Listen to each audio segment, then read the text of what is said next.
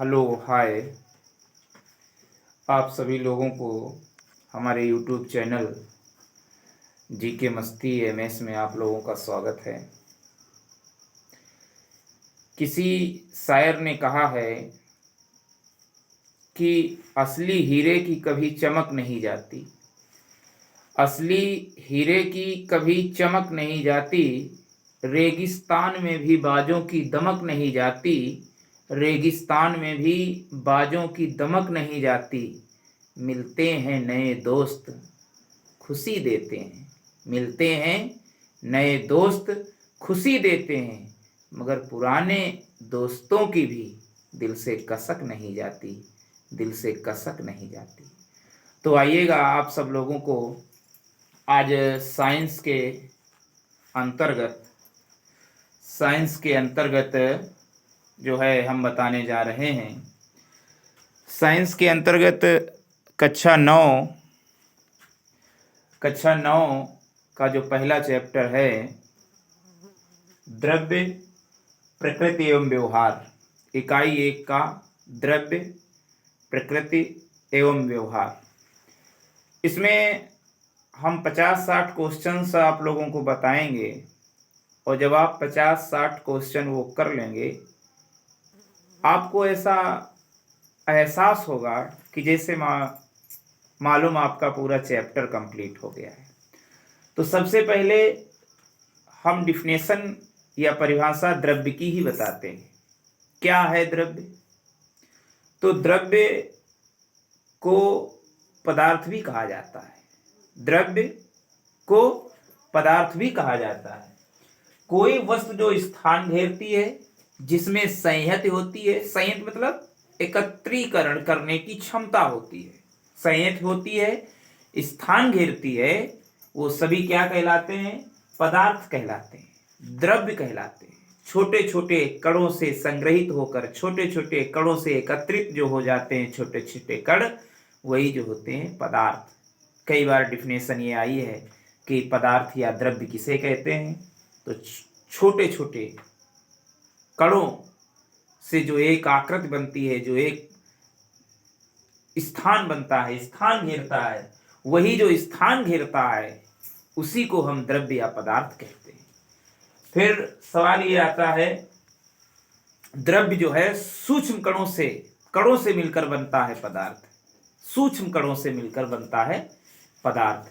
ये कई बार क्वेश्चन आया 9th के एग्जाम में कि पदार्थ कैसे बनते हैं। तो आप लोगों को इसमें घबराने की बात नहीं है, सिंपल सी बात है कि पदार्थ या द्रव्य जो है सूक्ष्म कणों से मिलकर बनते हैं।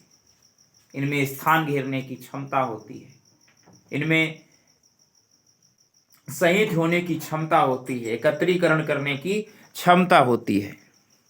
अगला क्वेश्चन आता है कि जो हमारे आसपास पदार्थ हैं, जो हमारे आसपास द्रव्य हैं, उनको कितने भागों में विभाजित कर सकते हैं? कितनी इनकी आकृतियां हैं, कितने भागों में डिवाइडेशन कर सकते हैं? क्या क्या अवस्थाएं होती हैं पदार्थों की? तमाम तरीके से क्वेश्चन पूछ सकता है। तो पदार्थ या द्रव्य की 3 अवस्थाएं होती हैं, गैस, द्रव्य और ठोस, या ठोस द्रव्य गैस। ये किसकी अवस्थाएं हैं? ये पदार्थ की अवस्थाएं हैं, ये द्रव्य की अवस्थाएं हैं। द्रव्य और द्रव में अंतर आप समझिएगा। 3 अवस्थाएं कौन कौन? ठोस, द्रव्य और गैस। अब क्या है ठोस? ठोस के में लिखा है कि ठोस के कणों में गति कंपन बहुत कम होती है। ठोस जो होते हैं पदार्थ, उनमें जो कंपन की गति होती है वो बहुत कम होती है। दूसरी बात, क्या आकृति होती है? ठोस का आकार तो निश्चित होता है, ठोस का आकार निश्चित होता है, लेकिन ठोस जो है कठोर बहुत होते हैं। जबकि गैस का ना तो ठोस का आकार निश्चित होता है, लेकिन कठोर बहुत होते हैं। दूसरा सेंटेंस इसमें आप ठोस की लिख सकते हैं विशेषताओं में। एक तो सेंटेंस ये आपने लिख दिया कि ठोस का आकार निश्चित होता है, ठोस कठोर होते हैं। फिर तीसरा पॉइंट ठोस में लिख सकते हो, संपीड़ित नहीं किया जा सकता है। संपीड़ित नहीं किया जा सकता है मतलब इनको दबाया नहीं जा सकता है। संपीड़ित मतलब प्रेशर, प्रेशर नहीं इन पे डाला जाता है। ठोस आकृति जो होती है उसको दबाया नहीं जा सकता है। आकृति इनकी जो होता है, आकार जो होता है, ये निश्चित होता है, संपीड़ित नहीं किया जा सकता है। दूसरा है आकृति स्थिर होती है। आकार या आकृति जो है इसमें स्थिर होती है। आगे ठोस की एक और विशेषता होती है, इनके कणों में आकर्षण बल सबसे अधिक होता है। इनके कणों में, ठोस जो अवस्था होती है द्रव्य की, तो इनके कणों में आकर्षण बल सबसे अधिक होता है। ये कई बार क्वेश्चन आया है कि द्रव्य और गैस और ठोस, इन तीनों में से सबसे अधिक किसमें आकर्षण बल होता है। तो आप लोगों को हमने बताया है कि ठोस, द्रव्य और गैस, इन तीनों अवस्थाएं जो द्रव्य की हैं, पदार्थ की जो अवस्थाएं हैं, इनमें सबसे अधिक जो आकर्षण बल होता है वो ठोस में होता है। अगला आया है, ठोस जो होते हैं दृढ़ होते हैं और इनका आयतन जो है निश्चित होता है। तो ये 7-8 जो है, कभी कभी आ जाएगा कि ठोस अवस्था की विशेषताएं बताइए, द्रव्य की ठोस अवस्था की विशेषताएं बताइएगा, तो आप लोग बेहिचक बताएंगे इनका आकार निश्चित होता है, इनकी आकृति निश्चित होती है, इनका आयतन निश्चित होता है, इनमें सबसे अधिक आकर्षण बल होता है, इनमें संपीड़ित इनको नहीं किया जा सकता, ये दृढ़ होते हैं, कंपन गति इनमें बहुत कम होता है इनके कणों में। तो ये तो हो गया ठोस जो अवस्था होती है उसकी विशेषता हो गई। अगला जो पॉइंट है वो है आपका द्रव्य। द्रव्य क्या होता है, इनका आकार अनिश्चित होता है। ठोस का आकार निश्चित होता था, इनका आकार अनिश्चित होता है। किसका? द्रव का। आयतन लेकिन निश्चित होता है। ठोस का आकार और आयतन दोनों निश्चित होते थे, लेकिन इसमें आकार तो निश्चित होगा लेकिन आयतन निश्चित होगा। तुम आपसे पूछेगा कि द्रव्य का विशेषता बताओ, तो आप बताइएगा कि इसका जो आकार होता है वो अनिश्चित होता है, आयतन जो होता है द्रव्यों का वो निश्चित होता है। आगे इसमें आएगा, ये द्रव्य जो होते हैं बह सकते हैं, या आप ऐसे कह लो बहने वाले पदार्थों को ही द्रव कहते हैं ये। लेकिन ये डिफिनेशन जो है बहने वाले पदार्थों को ही द्रव कहते हैं, ये डिफिनेशन कुछ पदार्थों पर लागू नहीं होती, लेकिन फिर भी वो द्रव में गिने जाते हैं। लेकिन 99% जो द्रव होते हैं वो बह सकते हैं, दृढ़ नहीं होते हैं। दृढ़ मतलब ये तो बहुत, आप पानी देखे हो, पानी दृढ़ होता है, कठोरता होती है, नहीं होती, तो दृढ़ नहीं होते। इनमें आकार निश्चित नहीं होता है, आयतन निश्चित होता है, बह सकते हैं, दृढ़ नहीं होता है। इनके कणों में गतिज ऊर्जा ठोसों की अपेक्षा ज्यादा होती है। इसमें गतिज ऊर्जा जो है बहुत कम होती है ठोसों में, ना के बराबर। लेकिन इसमें जो है द्रव में गतिज ऊर्जा होती है, गैस से कम होगी, गैस अवस्था से कम होगी, लेकिन ठोस से अधिक होगी। और आकर्षण बल दोनों की मध्य, मतलब ठोस से कम, गैस से ज्यादा, अर्थात दोनों के मध्य की इसमें क्या होगी, आकर्षण बल। और सबसे ज्यादा आकर्षण बल हमने किसमें बताया, ठोस में। द्रव्य में ठोस से कम होगा, लेकिन गैस अवस्था से आकर्षण बल अधिक होगा। और वही जो है आपका संपीड़ित इसमें बहुत कम होता है। मतलब दबाओगे क्या पानी को, द्रव को क्या दबाओगे, तो संपीड़न जो है इसमें, संपीड़ित अवस्था, इस अवस्था में संपीड़न जो है बहुत कम होता है। तो एक बार द्रव का फिर आकलन कर लेते हैं कि आकार इसमें अनिश्चित, आयतन निश्चित, गतिज ऊर्जा इनके कणों में ठोसों की अपेक्षा ज्यादा होती है, ठोसों में ना के बराबर, लेकिन इनमें ठोस की अपेक्षा अधिक होती है। गतिज मतलब भागने की होती नहीं बहने, ठोस कहाँ भाग के जाएगा, लेकिन द्रव जो है गतिज ऊर्जा, भागने की ऊर्जा, अर्थात गतिज ऊर्जा अधिक होती है ठोसों के। आकर्षण बल दोनों का मध्यवर्ती, अर्थात गैस और ठोस के मध्यवर्ती, इनमें गतिज ऊर्जा होती है। संपीड़न बहुत कम होता है, दृढ़ ये नहीं होते हैं और बह सकते हैं। तो द्रव्य अवस्था। तीसरी अवस्था और पदार्थ की अंतिम लास्ट अवस्था, लास्ट फॉर्म, गैस। गैस ठोसों का आकार और आयतन दोनों निश्चित होते थे, लेकिन द्रव का आकार निश्चित नहीं होता था, आयतन निश्चित होता था। लेकिन गैस में तो ये भी बदल गया, ना तो गैस का आकार ही निश्चित होता है और ना ही आयतन निश्चित होता है, दोनों अनिश्चित होते हैं, आकार और आयतन दोनों अनिश्चित होते हैं। फिर आसानी से संपीड़ित किया जा सकता है, इन पर आसानी से संपीड़न प्रेशर लगाया जा सकता है, प्रेशर नहीं गैस पे लगाया जाए, आराम से भागती है। थोड़ा देखो जब हम साइकिल में हवा भरते हैं, जैसे दबाव लगाया तैसे उसमें संपीड़न, आसानी से संपीड़न किया जा सकता है।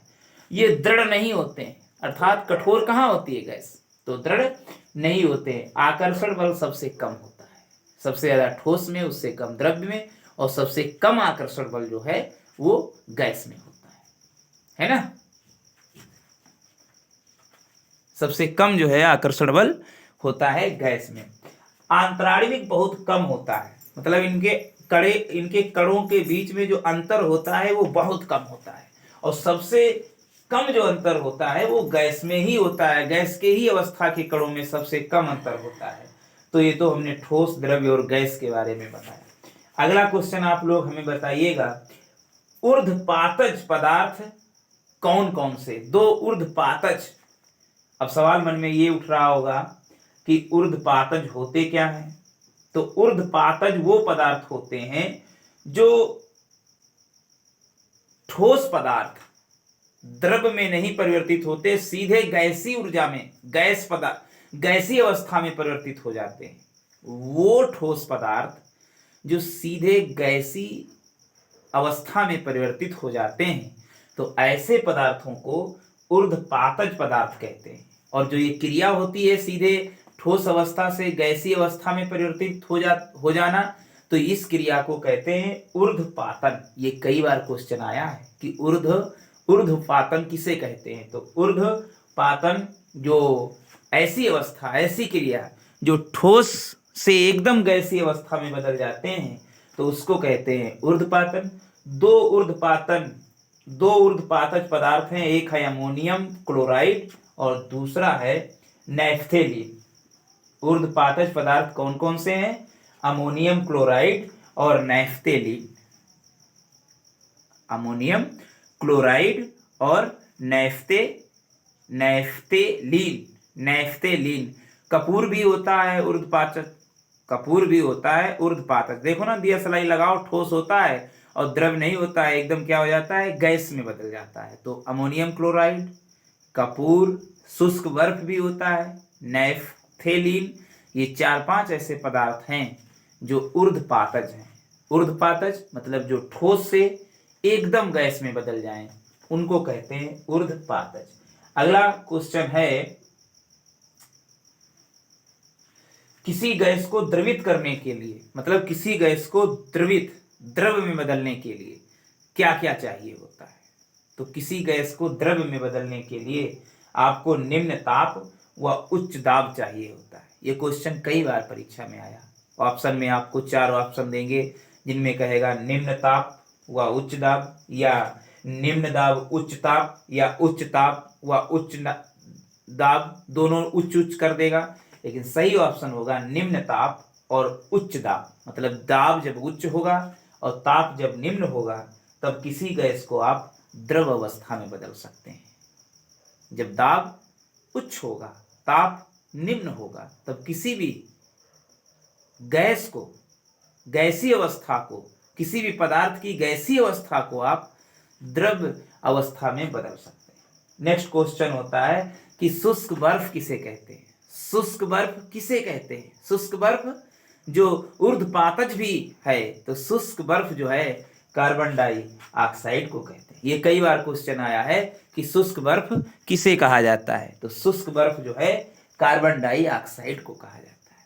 नेक्स्ट क्वेश्चन आपका आएगा, कणों के मध्य सबसे कम स्थान, कणों के मध्य सबसे कम, मतलब कणों का जो अंतर होता है सबसे कम जो होता है स्थान, वो सबसे कम होता है ठोसों में, सबसे कम स्थान होता है ठोसों में, और गैस में द्रव्य में उससे थोड़ा ज्यादा, और गैस में तो बिल्कुल ही आंतरिक बहुत कम होता है। सबसे ज्यादा अंतर जो होता है ठोसों के मध्य में होता है। मतलब ठोस अवस्था जो पदार्थ की होती है, तो द्रव्य की ठोस अवस्था के कणों के मध्य में अंतर सबसे कम, सबसे ज्यादा सबसे ज्यादा। और द्रव्य अवस्था में कणों के बीच में अंतर ठोस की अपेक्षा ज्यादा, और सबसे ज्यादा जो होता है कणों के मध्य में सबसे ज्यादा जो स्थान होता है वो जो होता है किसके मध्य में, गैस के मध्य में, गैस अवस्था के मध्य में।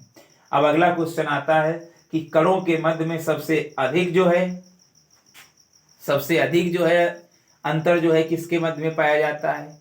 तो जब ठोस के मध्य में सबसे कम अंतर पाया जाता है, ठोस के मध्य में सबसे कम अंतर पाया जाता है, तो अधिक ठोस, अभी हमने बताया ठोस, द्रव्य और गैस, तो सबसे ज्यादा किसमें अंतर पाया जाता है, गैस में।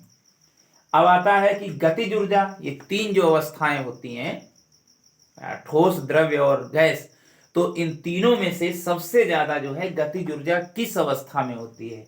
तो गतिज ऊर्जा जो है सबसे अधिक गतिज ऊर्जा जो है आपकी, सबसे अधिक जो गतिज ऊर्जा है वो होती है किसमें, सबसे अधिक जो गतिज ऊर्जा होती है वो होती है गैसीय अवस्था में। सबसे अधिक गतिज ऊर्जा गैस अवस्था में होती है, और उससे कम द्रव्य में, और सबसे कम ठोस अवस्था में। तो सबसे ज्यादा गतिज ऊर्जा गैस अवस्था में, सबसे कम गतिज ऊर्जा ठोस अवस्था में, और मध्यवर्ती जो होता है गतिज ऊर्जा के हिसाब से वो आपका होता है द्रव्य। तो ये जो सीरियल याद रखना पूछेगा कि सबसे अधिक गतिज ऊर्जा गैस में, सबसे कम ठोस में, गतिज ऊर्जा के क्रम में मध्यवर्ती द्रव्य की अवस्था तो द्रव्य है ना।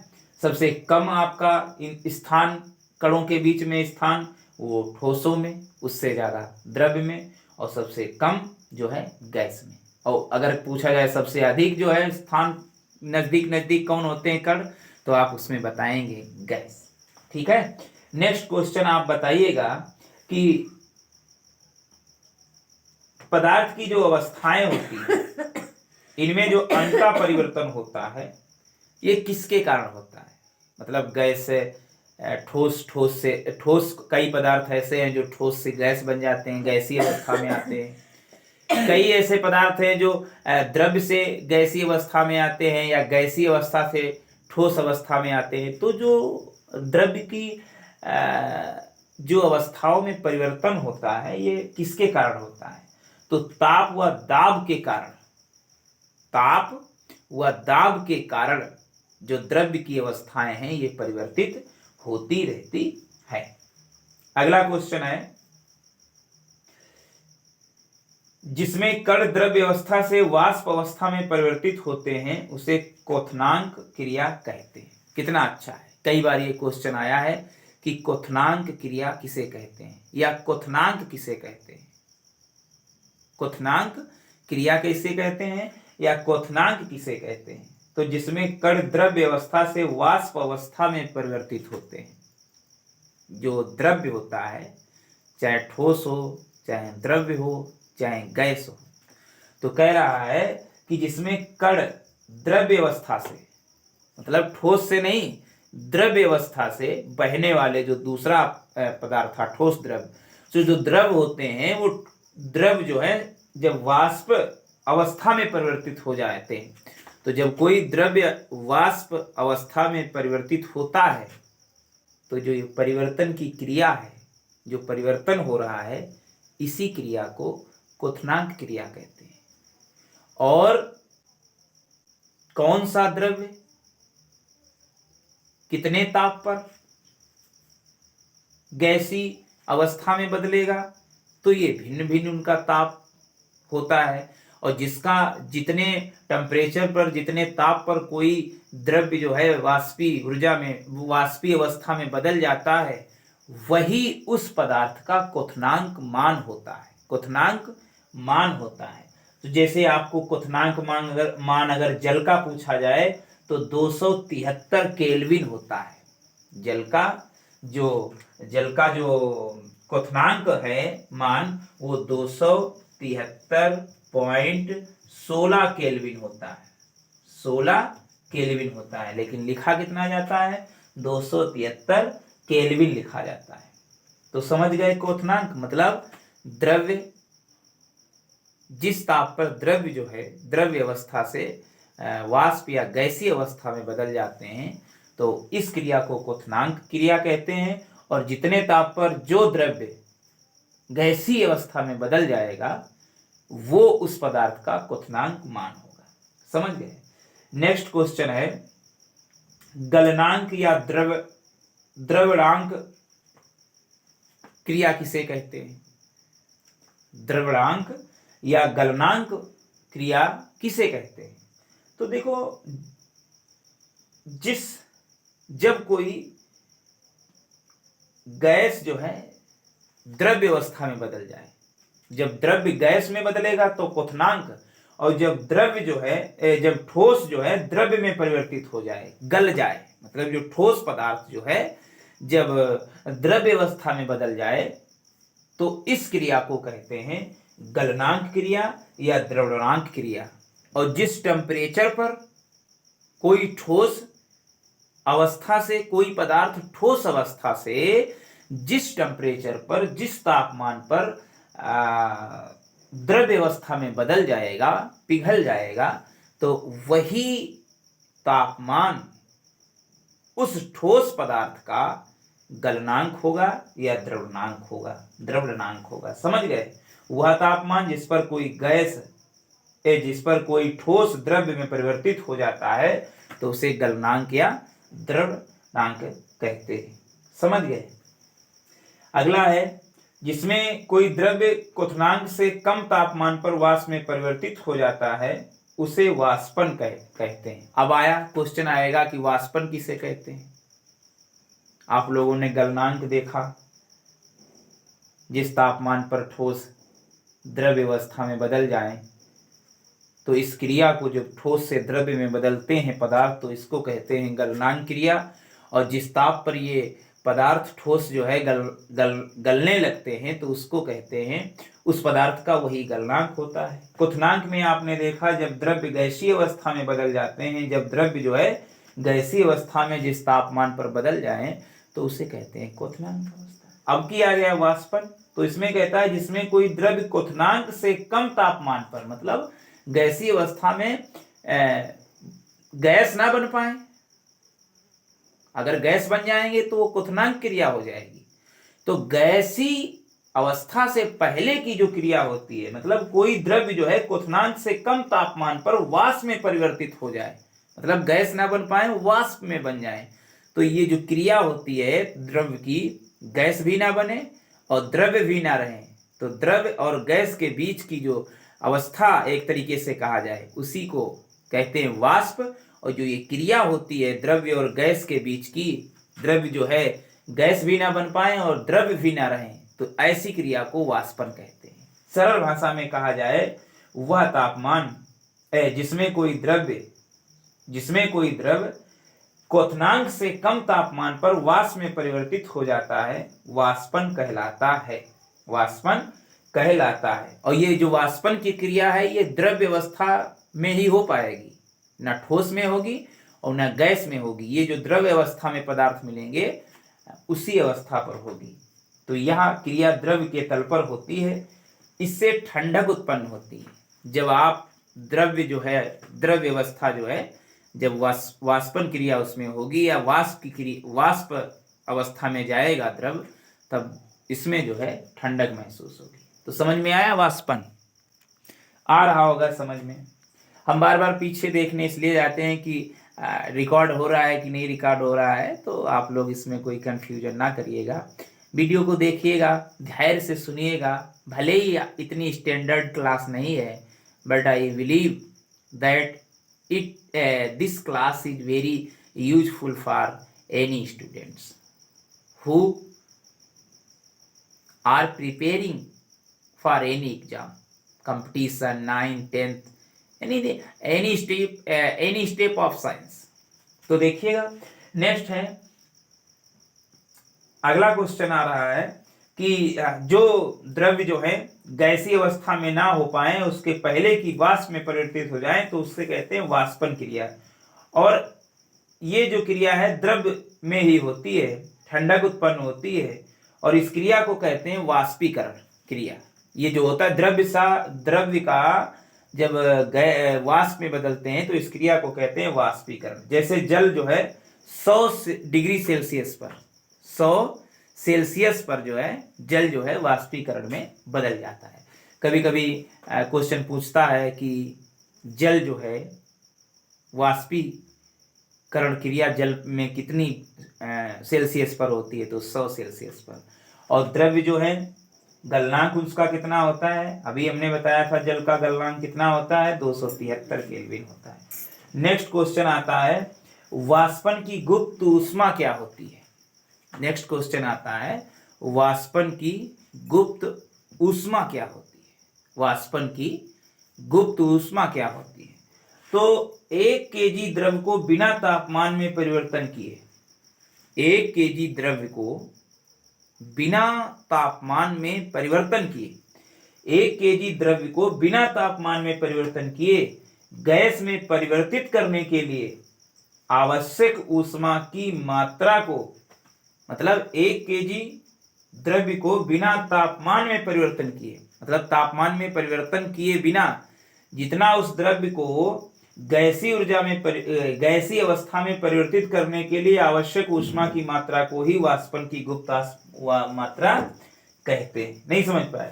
1 केजी द्रव्य, जैसे मान लिया 1 किलो पानी है, तो उस पानी को बिना तापमान में परिवर्तन किए, तापमान में परिवर्तन किए बिना ही गैस में परिवर्तन करने के लिए, पानी में परिवर्तन तापमान में किए और पानी में परिवर्तन किए बिना ही उसको गैस में परिवर्तन करने के लिए जो आवश्यक ऊष्मा की मात्रा होती है द्रव्य से, जब गैसीय ऊर्जा में उसको गैसीय अवस्था में परिवर्तित करेंगे तो जो ऊर्जा आवश्यकता होती है उसी को वाष्पन की गुप्त ऊष्मा कहते हैं। अच्छा, फिर एक बार क्वेश्चन ये कई बार आया, द्रवण क्या होता है। तो द्रवण या संलग्न क्रिया, द्रवण या संगलन क्रिया क्या होती है। द्रवण या संगलन क्रिया क्या होती है, बताइएगा आप लोग। तो द्रवण व संगलन क्रिया क्या होती है, तो किसी ठोस पदार्थ का द्रव अवस्था में परिवर्तन होना, वही गलनांक। किसी पदार्थ ठोस अवस्था में अगर कोई है और वो परिवर्तित किसमें हो रहा है, द्रव अवस्था में, अर्थात कहा जाए पिघलना ही संगलन या द्रवण क्रिया है। समझ गए आप। तो किसी ठोस पदार्थ का द्रव अवस्था में परिवर्तन होना या पिघलना द्रवण या संगलन क्रिया कहलाती है। संगलन की गुप्त ऊष्मा ऊर्जा की वह मात्रा है, संगलन यानी जो पिघलने की गुप्त ऊष्मा ऊर्जा की वह मात्रा है जो 1 केजी ठोस को वायुमंडलीय दाब पर ठोस को उसके संगलन बिंदु पर लाने के लिए प्रयोग होती है। कितना अच्छा क्वेश्चन है। संगलन की गुप्त ऊष्मा ऊर्जा की वह मात्रा है, संगलन की गुप्त ऊष्मा ऊर्जा की वह मात्रा है जो 1 केजी ठोस को वायुमंडलीय दाब पर ठोस को उसके संगलन बिंदु पर लाने के लिए प्रयोग होती है। तो ये तो हमने आपको सरसरी दृष्टि से कुछ बताया। अब हम कुछ और भी क्वेश्चन पूछेंगे जो आपके एग्जाम की दृष्टि से बहुत ही हेल्पफुल है और बहुत ही इम्पोर्टेंट है। जैसे पहला क्वेश्चन हम आपसे पूछते हैं, इन्हीं से जो हमने बताया है इसी से रिलेटेड होगा कि पदार्थों के कणों के मध्य में क्या क्या होता है। पदार्थों के कणों के मध्य में क्या क्या होता है।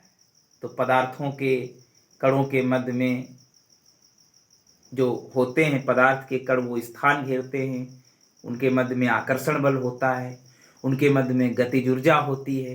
कितना सिंपल हमने अभी बताया। जो पदार्थ होते हैं, जो द्रव्य होते हैं, जिसकी 3 अवस्थाएं होती हैं, ठोस, द्रव और गैस, तो इनके ये जो पदार्थ होते हैं ये सूक्ष्म कणों से मिलकर बनते हैं। छोटे छोटे सूक्ष्म कणों से मिलकर क्या बनते हैं, द्रव्य या पदार्थ। तो इनके कणों के मध्य में जो है स्थान घेरने की क्रिया होती है। स्थान जो होता है थोड़ा थोड़ा ऐसे थोड़ा थोड़ा स्थान जरूर होता है, चाहे वो गैसीय अवस्था हो, चाहे द्रव्य अवस्था हो, चाहे ठोस अवस्था हो। आकर्षण बल होता है। जो ये पदार्थ के कण होते हैं, सूक्ष्म कण, इनके मध्य में स्थान होता है, आकर्षण बल होता है, गतिज ऊर्जा। तो अब हमारी समझ से ऐसा लग रहा होगा, आप नहीं भूलेंगे। और अगर इसमें आ जाए, जैसे कुछ क्वेश्चन देगा कि पदार्थों के कणों के मध्य में होता है डॉट डॉट स्थान घेरना, स्थान होता है, आकर्षण बल होता है, गतिज ऊर्जा होती है, या ये सभी, तो आप ऑप्शन कौन सा करेंगे? ये सभी, भूलना नहीं। अगला क्वेश्चन है, तीन अवस्थाएं जो हैं, द्रव्य और गैस और ठोस। तो क्वेश्चन करेगा कि पदार्थ की कौन सी अवस्थाएं तरल कहलाती हैं, पदार्थ की या द्रव्य की कौन सी अवस्थाएं तरल कहलाती हैं, ठोस कहलाती हैं, या द्रव्य या गैस। तो जो द्रव्य और गैस होते हैं, द्रव्य और गैस जो होते हैं ये तरल कहलाते हैं, ठोस जो है तरल नहीं कहलाता है। तो उसमें ऑप्शन में दिएगा कि ठोस और गैस, गैस और ठोस, या द्रव्य और ठोस, या द्रव्य और गैस। तो कौन सा सही ऑप्शन? द्रव्य और गैस। अब अगला क्वेश्चन है कि किसी ठोस को उसके गलनांक पर गर्म करने पर तापमान में वृद्धि होती है या नहीं होती है। किसी ठोस को उसके गलनांक मतलब ऐसा इतना तापमान इसका बढ़ाओ कि वो गलने लगे, ठोस अवस्था से पिघलने लगे, द्रव्य अवस्था में बदलने लगे। तो वही पूछ रहा है कि किसी ठोस को उसके गलनांक पर गर्म करने पर, मतलब जितना गलनांक उसका है इतना तापमान जिस पर वो गल सकता है, तो उस पदार्थ पर उसके गलनांक पर गर्म करने पर तापमान में वृद्धि होती है या नहीं होती है। तो किसी ठोस को उसके गलनांक पर गर्म करने पर तापमान में वृद्धि नहीं होती, तापमान में वृद्धि नहीं होती है, वो तो उसका गलनांक ही है। अगला क्वेश्चन है कि जिस ताप पर द्रव्य का वाष्प दाब वायुमंडलीय दाब के बराबर हो जाता है या नहीं। ये आया है क्वेश्चन कि जिस ताप पर द्रव्य का वाष्प दाब वायुमंडलीय दाब के बराबर हो जाता है तो उस ताप को क्या कहते हैं, बताइएगा। जिस ताप पर द्रव्य यानी जो बहने वाली अवस्था होती है पदार्थ की, तो द्रव्य का वाष्प दाब वायुमंडलीय दाब के बराबर हो जाता है, तो इस ताप को क्वथनांक कहा जाता है। क्या कहा जाता है? क्वथनांक कहा जाता है। नेक्स्ट क्वेश्चन है, वाष्पन क्या है? अभी हमने आपको बताया वाष्पन जिस ताप पर गर्म किए बिना द्रव्य की सतह से अणुओं के धीरे वायु में मिलने की क्रिया ही, जिस ताप पर गर्म किए बिना द्रव्य की सतह से अणुओं मतलब द्रव्य कणों से मिलकर बना होता है, तो जो उसमें छोटे छोटे अणु होते हैं द्रव्य की अवस्था में, तो इतना वो ताप गर्म ना किया है, गर्म ना हो तो गर्म किए बिना, मतलब गर्म कब होगा? जैसे तुम लोगों ने पानी जब उबलता है भगोने में तो तुम लोगों ने देखा होगा गर्म तो बाद में होता है, उसके पहले छोटे छोटे बिंदु जैसे बन जाते हैं। तो वही कह रहा है जिस ताप पर गर्म किए बिना द्रव्य की सतह से अणुओं को धीरे धीरे वायु में मिलने लगे, तो इस क्रिया को कहते हैं वाष्पन। क्या कहते हैं? वाष्पन। अगला क्वेश्चन आएगा, जमने की प्रक्रिया में अंतराणविक अवकाश ज्यादा होता है, कम होता है कि बराबर होता है या बिल्कुल नहीं होता है। तो जमने की प्रक्रिया में अंतराणविक अवकाश जो है कम होता है। जमने की प्रक्रिया में अंतराणविक अवकाश जो है कम होता है। नेक्स्ट क्वेश्चन है, ऊर्ध्वपातन द्वारा शुद्ध कौन कौन किया जाता है? आपको दो चार ऐसे पदार्थ बताने हैं, चार हम ऑप्शन दे रहे हैं, दो चार पदार्थों के नाम बता रहे हैं, जिनमें आपको ये बताना है कि ऊर्ध्वपातन एक क्रिया बताई थी। ऊर्ध्वपातन एक क्रिया बताई थी। कौन सी क्रिया बताई थी? ऊर्ध्वपातन। ठोस पदार्थ द्रव्य में परिवर्तित किए हुए बिना सीधे गैस में, मतलब ठोस है पदार्थ जो है बिना द्रव्य में बदले सीधे गैसीय अवस्था में आ जाए, तो इस क्रिया द्वारा जो है कुछ पदार्थ शुद्ध किए जाते हैं। तो कौन सा पदार्थ शुद्ध किया जाता है? चार हम इसमें ऑप्शन देंगे। एक नौसादर, नमक, सल्फर, पेट्रोल। सही ऑप्शन बताइए। तो ऊर्ध्वपातन द्वारा शुद्ध जो किया जाता है इन चारों में से नमक, सल्फर, पेट्रोल और नौसादर में से नौसादर इज राइट आंसर। अगला है, निम्नलिखित में से कौन द्रव्य है? कुर्सी, वायु, बादाम, उपर्युक्त सभी। तो ये सभी द्रव्य हैं। कुर्सी भी है, ठोस अवस्था में है, वायु गैस अवस्था में है, बादाम ठोस अवस्था में। तो ये सभी द्रव्य हैं। और ये द्रव्य इसलिए हैं क्योंकि ये स्थान भी घेरेंगे जहाँ पे कुर्सी वायु रख दोगे, और इनमें द्रव्यमान भी होगा, मतलब कुछ न कुछ इनमें भार भी होगा। तो इसीलिए ये सब क्या है? द्रव्य। अच्छा, इसी में आ जाए गंध, इसी में आ जाए गंध, महक। तो गंध, महक ये द्रव्यमान नहीं हो सकते, स्थान नहीं घेरते हैं गंध। वायु सही है, लेकिन गंध का कोई द्रव्यमान नहीं है। अगला है, कभी कभी क्वेश्चन करेगा कि जो स्विमिंग पूल में गोताखोर पानी काट पाता है, मतलब पानी जो है काट देता है, क्यों काट देता है? मतलब स्विमिंग पूल में जब तैरते हैं लोग गोताखोर, तो जो पानी है वो कैसे हट कैसे जाता है? ये कारण होता है, ऐसे नहीं हट जाता है। तो स्विमिंग पूल में जो गोताखोर पानी काट पाता है क्योंकि जल के कणों के मध्य आकर्षण बल होता है। स्विमिंग पूल में गोताखोर पानी काट पाता है क्योंकि जल के कणों के मध्य क्या होता है? आकर्षण बल होता है।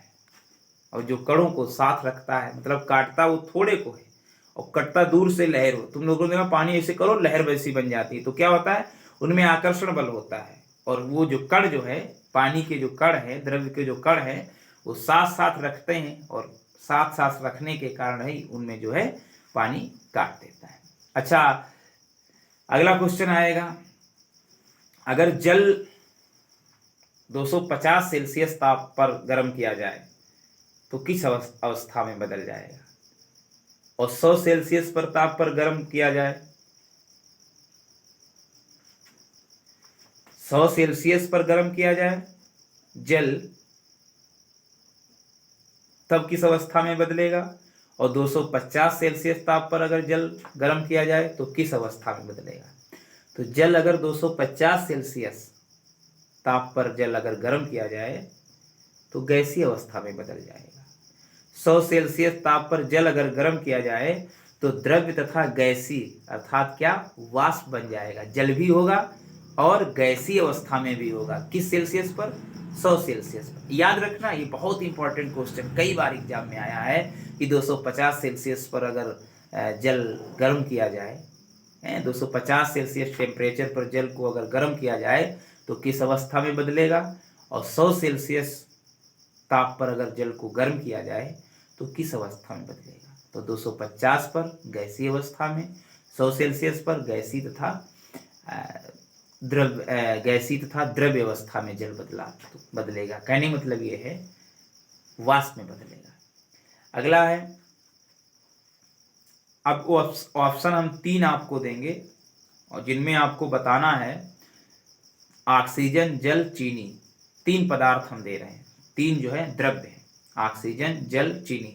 तो इसमें आपको बताना है कि कणों के बीच में बढ़ते हुए आकर्षण के हिसाब से लगाना है। मतलब सबसे कम, फिर उससे ज़्यादा और फिर उससे ज़्यादा। आकर्षण बल ऑक्सीजन, जल, चीनी, इनमें सबसे ज़्यादा किसमें होगा और सबसे कम किसमें होगा आकर्षण बल? तो देखिए, आप अच्छी तरीके से जानते हैं कि ठोस जो पदार्थ होगा उसमें सबसे ज़्यादा आकर्षण बल होता है। जो गैसीय अवस्था में होगा पदार्थ, गैसीय अवस्था में जो पदार्थ होगा उसमें सबसे कम आकर्षण बल होता है। और जो द्रव होता है, द्रव, उसमें जो है दोनों के मध्य वाला होगा। तो ऑक्सीजन जो है वो गैस है, तो सबसे कम किसमें होगा? गैस में। गैस से ज़्यादा द्रव्य कौन है इसमें? जल। और ठोस इसमें कौन है? चीनी। तो ऑक्सीजन, जल, चीनी, सबसे ज़्यादा चीनी में आकर्षण बल, सबसे कम ऑक्सीजन में, सबसे कम यानी गैस। तो ये हो गया कणों के बीच बढ़ता हुआ आकर्षण, है ना, ऑक्सीजन, जल, चीनी। अगला कहा है पदार्थ के कणों का आकार कैसा होता है? अगला क्वेश्चन आपसे पूछेगा 9th में, एग्जाम में आ सकता है, आप लोग अच्छे तरीके से ध्यान रखिएगा।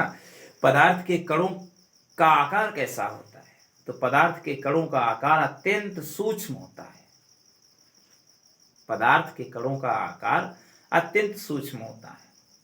कभी कभी और क्वेश्चन आपसे पूछेगा कि घरों एवं अस्पतालों में संपीडित रूप में किन गैसों की आपूर्ति की जाती है? संपीडित मतलब प्रेशर, संपीडित, भरी जाती है। कौन गैस भरी जाती है? घर में कौन गैस संपीड़ित की जाती है, मतलब भरी जाती है, अर्थात कौन उपयोग में की जाती है, और अस्पतालों में कौन संपीड़ित की जाती है, बताइएगा। तो घरों में जो गैस उपयोग में आती है, संपीड़ित की जाती है, वो एलपीजी, लो प्रेशर गैस। और जो हॉस्पिटल में होती है, हॉस्पिटल में जो गैस होती है वो ऑक्सीजन होती है। ये क्वेश्चन कई बार परीक्षा हाई स्कूल के एग्जाम में आया, कई बार कंपटीशन एग्जाम में आया। घरों एवं अस्पतालों में संपीड़ित रूप में जो गैसें आपूर्ति की जाती हैं, अर्थात जो सप्लाई की जाती हैं, तो घरों में एलपीजी और अस्पताल में ऑक्सीजन। अगला है, केल्विन पैमाने पर जल का क्वथनांक क्या होगा। तो देखिए, केल्विन पैमाने पर जल का क्वथनांक जो होगा वो 373 के होगा। के मतलब केल्विन। केल्विन पैमाने पर जल का क्वथनांक जो है 373 केल्विन होगा, और गलनांक जो होगा वो 373 केल्विन ही होगा। सॉरी, क्वथनांक जो होगा वो 373 केल्विन, और हिमनांक जो होगा वो 273 होगा। नहीं समझे, मतलब गलनांक या हिमनांक मतलब जम जाएगा कब, 273 केल्विन पर गलने लगेगा। कौन, जल, मतलब बर्फ। बर्फ से क्या जल बन जाएगा, बर्फ जली तो है। और जब क्वथनांक कितना होगा 373, हिमांक कितना होगा 273 केल्विन। याद रखिएगा, क्वथनांक पूछे जब 373 केल्विन, जब हिमांक पूछे या गलनांक पूछे तब 273 केल्विन। अच्छा, किसका निश्चित आयतन होता है और अनिश्चित आकार होता है। आयतन तो निश्चित होता है, लेकिन आकार अनिश्चित किसका होता है, तो बताइएगा। हम 4 ऑप्शन दे रहे हैं, ऑक्सीजन, वायु, लकड़ी। निश्चित आयतन हो, अनिश्चित आकार हो, तो बताइएगा इसमें कौन सही है। लकड़ी, वायु, ऑक्सीजन, जल। लकड़ी, वायु, ऑक्सीजन, जल। तो तुम जानते हो कि ठोसों का आकार भी निश्चित होता है और आयतन भी निश्चित होता है। गैस का ना तो आकार निश्चित होता है ना आयतन निश्चित होता है।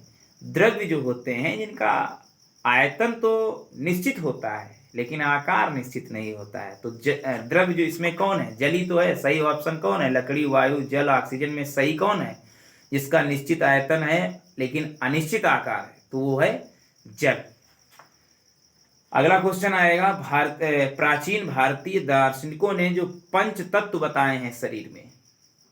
प्राचीन भारतीय दार्शनिकों ने, जो हमारे पुराने विद्वानों ने, भारतीय विद्वानों ने शरीर के अंदर पंच तत्व नहीं कहते हैं कि पंच तत्व से रचा शरीरा, छित जल पावक गगन समीरा। छित जल पावक गगन समीरा। छित मतलब पृथ्वी, जल मतलब जल, छित जल पावक, पावक मतलब अग्नि, छित जल पावक गगन, गगन मतलब आकाश, समीरा वायु। तो ये 5 तत्व हैं। कौन कौन, पृथ्वी, वायु, अग्नि, जल और आकाश। तो छित जल पावक गगन समीरा, पंच तत्व से रचा शरीरा, है ना। तो ये क्वेश्चन कई बार आया है एग्जाम में, ध्यान दीजिएगा। प्राचीन भारतीय दार्शनिकों के अनुसार पंच तत्व कौन कौन से हैं, तो पृथ्वी, वायु, अग्नि, जल और आकाश। अगला है, कोई पदार्थ जो बह सकता है और अपना आकार बदल सकता है, तो ऐसे पदार्थों को क्या कहते हैं। बह भी सकता है और अपना आकार भी बदल सकता है, तो ऐसे पदार्थों को हम तरल पदार्थ कहते हैं। जैसे गैस और द्रव अवस्था वाले जितने भी पदार्थ हैं, गैस अवस्था वाले और द्रव अवस्था वाले, ये सब तरल ही कहे जाते हैं। और अभी हमने क्वेश्चन में बताया था, द्रव्य एवं गैस को तरल कहते हैं ना, जो बह भी सकते हैं और अपना आकार भी बदल सकते हैं। नेक्स्ट क्वेश्चन है, जली जीव जल में घुली ऑक्सीजन किस काम में आती है। जो जल में ऑक्सीजन घुली होती है, जल में जो ऑक्सीजन, जल में ऑक्सीजन घुली होती है, वो किस काम आती है, क्वेश्चन ये है। तो जल में जो ऑक्सीजन घुली होती है जल में, तो ये जलीय जीव जो होते हैं वो श्वसन के काम आती है उनके। जल में घुली ऑक्सीजन जलीय जीवों के श्वसन के काम आती है। ये क्वेश्चन कई बार आया है कि जल में घुली ऑक्सीजन किस काम आती है। तो जल में घुली ऑक्सीजन जलीय जीवों के श्वसन के काम आती है। नेक्स्ट क्वेश्चन है, दृढ़ता सबसे अधिक किस में होती है। तो सबसे अधिक दृढ़ता ठोस अवस्था में होती है।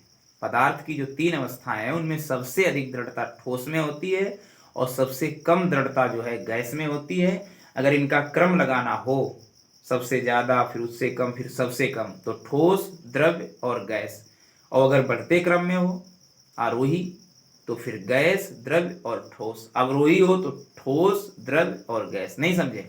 सबसे ज़्यादा दृढ़ता ठोस में, उससे कम द्रव्य में और सबसे कम गैस में। भूलोगे तो नहीं? ठोस, द्रव्य, गैस। अगर संपीड़ितता की बात की जाए तो संपीड़ितता क्रम सबसे ज़्यादा गैस में, उससे कम द्रव्य में और सबसे कम ठोस में। क्योंकि इस ठोस को सबसे कम दाबो, जैसे ठोस ये कलम है तो इसको कम दाब पाओगे, अगर द्रव्य होता तो ज़्यादा, और गैस को तो बिल्कुल दाब, जिधर दाबोगे उधर बैठ जाएगी। देखा है तुमने गुब्बारा, दाबो तो उधर भग देता है। तो सबसे दृढ़ता ज़्यादा होती है ठोस में, ठोसी अवस्था में, और सबसे ज़्यादा संपीड्यता क्रम होता है, संपीड्यता सबसे ज़्यादा होती है गैस में, द्रव्य में और ठोस में। तो कहीं कहीं जो द्रव्य है ये मध्यवर्ती ज़्यादा पदार्थ है ना, मध्यवर्ती ज़्यादा पदार्थ है। दृढ़ता ठोस, द्रव्य, गैस, और संपीड़ितता गैस, द्रव्य, ठोस। इसका क्रम है घटते हुए क्रम। अब कभी कभी पूछेगा कि राशि जो तापमान है इसका मात्रक बताइए, मात्रक व प्रतीक बताइए। बहुत इंपॉर्टेंट क्वेश्चन है। तापमान का एसआई मात्रक बताइए, तापमान का एसआई मात्रक बताइए। तो तापमान का एसआई मात्रक जो होता है वो केल्विन होता है। मतलब तापमान जो है काहे में मापा जाता है, केल्विन में मापा जाता है। प्रतीक किसमें है? प्रतीक के है। एसआई मात्रक हम ये बता रहे हैं, मापने योग्य राशियों के एसआई मात्रक हम ये बताया हमने। और भी कुछ राशियां हैं जिनका एसआई मात्रक है, जो मापने योग्य राशियां हैं। जैसे तापमान का मात्रक केल्विन होता है, प्रतीक के होता है। लंबाई का मात्रक मीटर होता है और प्रतीक एम होता है। लंबाई जो राशि है तो इसका जो मात्रक है तो वो मीटर है और प्रतीक एम है। अगला है भार। भार का मात्रक किलोग्राम, भार का मात्रक किलोग्राम, प्रतीक जो है के है। भार का मात्रक जो है किलोग्राम, प्रतीक जो है के है। कभी कभी भार का मात्रक अगर देख न्यूटन भी होता है जिसका मात्रक एन होता है। आयतन का मात्रक घन मीटर होता है, आयतन का मात्रक घन मीटर होता है और प्रतीक होता है एम क्यूब, एम की घात 3। घनत्व का मात्रक होता है किलोग्राम प्रति घन मीटर। घनत्व का एसआई मात्रक जो होता है किलोग्राम प्रति घन मीटर। मात्रक जो इसका होता है किलोग्राम प्रति घन मीटर घनत्व का, और एसआई प्रतीक जो होता है वो केजी एम की घात -3, केजी एम की घात -3। दाब का मात्रक पास्कल होता है, दाब का मात्रक पास्कल होता है। इसका जो प्रतीक है वो पीए है, कैपिटल पी स्मॉल ए, पीए। और संहित का मात्रक जो होता है किलोग्राम होता है, संहित का मात्रक किलोग्राम होता है और प्रतीक जो है के है। नेक्स्ट क्वेश्चन आता है, आर्द्रता किसे कहते हैं। बहुत ही इंपॉर्टेंट क्वेश्चन है कि आर्द्रता किसे कहते हैं। तो देखिएगा, वायु के प्रति घन मीटर में उपस्थित जलवाष्प की मात्रा, वायु के मध्य में या वायु के प्रति जो घन मीटर में उपस्थित जलवाष्प की मात्रा, ये आर्द्रता कहलाती है। कितना सिंपल है। वायु के मध्य या वायु के प्रति घन मीटर में उपस्थित जलवाष्प की मात्रा आर्द्रता कहलाती है। वायु के प्रति घन मीटर में उपस्थित जलवाष्प की मात्रा आर्द्रता कहलाती है। कभी कभी क्वेश्चन करेगा कि पसीना निकला हो फिर पंखे में बैठ जाओ तो फिर ठंडक क्यों महसूस होती है। पसीना निकल रहा हो और पंखे में बैठ जाओ फिर ठंडक क्यों लगती है। तो पसीने के वाष्पन के लिए ऊष्मा शरीर से ली जाती है। पसीने का जो वाष्पन होता है क्यों होता है? जिसे पसीना निकला खूब और आप ठंड में बैठ गए, पंखे में बैठ गए, तो क्या होता है कि जब पसीना वाष्पी होकर बहे तो उसकी ऊष्मा कहाँ से लेगा? आपके शरीर से लेगा। तो पसीने के वाष्पन के लिए ऊष्मा शरीर से ली जाती है। पंखे में बैठने से वाष्पन की दर बढ़ जाती है, वाष्पन की दर जो है बढ़ जाती है। पंखे में बैठने से वाष्पन की दर बढ़ जाती है। और हमने आपको बताया था कि जब वाष्पन होता है तब ये ठंडक महसूस कराता है। तो वाष्पन की जब दर बढ़ जाती है तो फिर ठंडक तो ज़्यादा लगेगी। मतलब पसीना जो है ऊष्मा जो शरीर से लेता है, और जब पंखे में बैठ जाते हैं तो ऊष्मन की दर जो है बढ़ जाती है, जिसके कारण से शरीर को ठंड का अनुभव होता है। तो अब ऐसा तो नहीं आप बता नहीं पाओगे कि पसीने में बैठने से पसीना जब छूटता है शरीर में और फिर पंखे में बैठ जाओ तो फिर ठंड क्यों महसूस होती है? तो पसीने के वाष्पन के लिए ऊष्मा शरीर से ली जाती है और पंखे में बैठने से वाष्पन की दर बढ़ जाती है और हमें ठंडक महसूस होती है। अगला क्वेश्चन है कि उच्च दाब व निम्न ताप दो ऐसे कारक हैं जो किसी को द्रवित करने में सहायक है।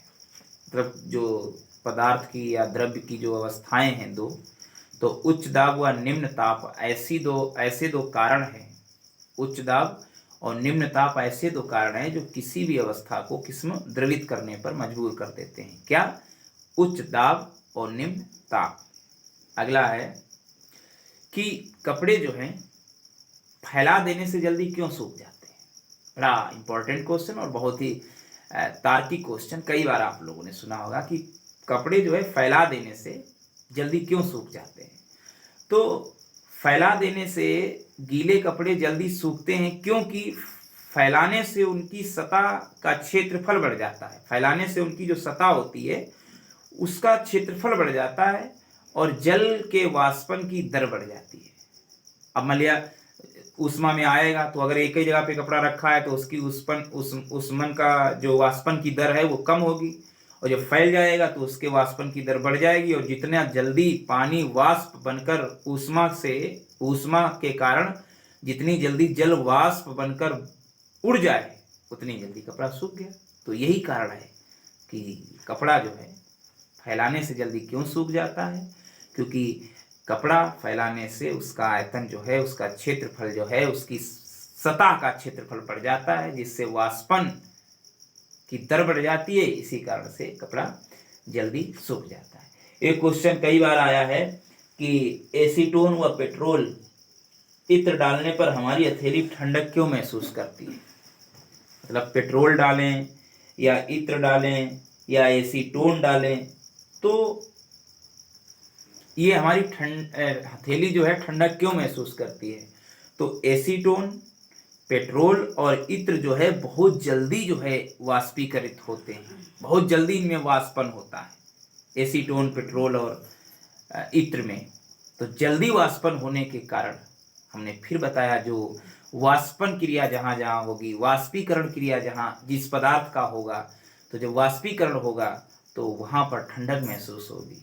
तो एसीटोन, इत्र और पेट्रोल वाष्पीकरण की क्रिया बहुत जल्दी करते हैं, वाष्पन इनमें बहुत जल्दी होता है, और जल्दी होने से जब हमारी हथेली पर डाला जाता है वाष्पीकरण होते हैं, वाष्पीकृत होने के कारण हमारी हथेली पर जो है ये ठंडक महसूस करते हैं। तो ये क्वेश्चन कुछ हैं, ये वो क्वेश्चन है। अगला क्वेश्चन है कप की अपेक्षा प्लेट से हम गर्म दूध या चाय जल्दी क्यों पी लेते हैं? कप की अपेक्षा हम प्लेट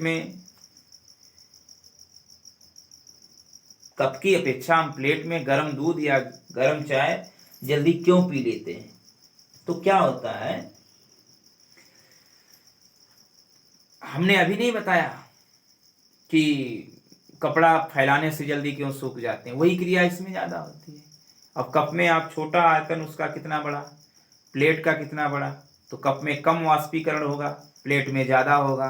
तो जब ज़्यादा वाष्पीकरण होगा, ठंडक महसूस होगी, तो ठंडा जल, ठंडक है, जहाँ ठंडक ज़्यादा होगी, जब ठंड ज़्यादा होगी, गर्म गर्म होगा नहीं तो जल्दी पी नहीं लोगे। तो सीधी सी बात है, कप की अपेक्षा प्लेट में चाय या दूध जल्दी इसलिए पी लेते हैं क्योंकि वाष्पीकरण या वाष्पन एक सतही प्रक्रिया है और प्लेट की खुली सतह का क्षेत्रफल कप के क्षेत्रफल से अधिक होता है। अतः प्लेट में दूध या चाय का वाष्पीकरण कप की अपेक्षा तेजी से होता है और वो जल्दी ठंडे हो जाते हैं, इसीलिए हम लोग पी लेते हैं। तो ये तो कुछ 9th के हमने क्वेश्चन दिए और बेटा इससे हटकर कुछ आ ही नहीं सकता। अगर 9th लेवल पे आ रहे हो तो बहुत हमने डिटेल में पढ़ाया है, सारे क्वेश्चंस आप लोगों को बताए हैं, बार बार इस वीडियो को देखिएगा। अगला एक क्वेश्चन रह गया है कि किसी भी पदार्थ की अवस्था परिवर्तन के दौरान तापमान स्थिर क्यों रहता है। किसी भी पदार्थ की अवस्था परिवर्तन के समय तापमान स्थिर क्यों रहता है। देखिए, किसी पदार्थ का ताप बढ़ने पर वह एक निश्चित ताप पर अवस्था में परिवर्तन करके दूसरी भौतिक अवस्था प्राप्त कर लेता है। मतलब एक अवस्था जैसे परिवर्तन हुआ तो कह रहा है कि जब एक अवस्था से दूसरी अवस्था में कोई पदार्थ या द्रव्य परिवर्तित होता है तो फिर उसका ताप स्थिर क्यों रहता है। तो वही कह रहा है, किसी पदार्थ का ताप बढ़ाने पर वह एक निश्चित ताप पर अवस्था में परिवर्तन करके दूसरी भौतिक अवस्था प्राप्त कर लेता है, अतः इसका ताप स्थिर रहता है। क्यों? अब समस्त ऊष्मा अवस्था परिवर्तन में काम आती है तथा यह तब तक रहता है जब तक पदार्थ एक अवस्था से दूसरी अवस्था में पूर्ण रूप से बदल ना जाए। ऐसी ऊष्मा को पदार्थ की गुप्त ऊष्मा कहते हैं। मतलब जो है, जब ये बदलता है एक अवस्था से दूसरी अवस्था में, तो जैसे मान लिया जल बर्फ में बदला है, तो जब तक जल और बर्फ में पूर्ण रूप से, जल जो है पूर्ण रूप से बर्फ में बदल न जाए तब तक उनमें तापमान स्थिर रहेगा, और जब बर्फ में बदल जाएगा तब उनका टेम्परेचर कम ज़्यादा होगा। तो ये एक लास्ट क्वेश्चन था। बार बार इस वीडियो को देखें, लाभ उठाएं, आप लोग अच्छे अंक अर्जित करें, यही हमारी अभिलाषा है, यही हमारा उद्देश्य है। Thanks for watching.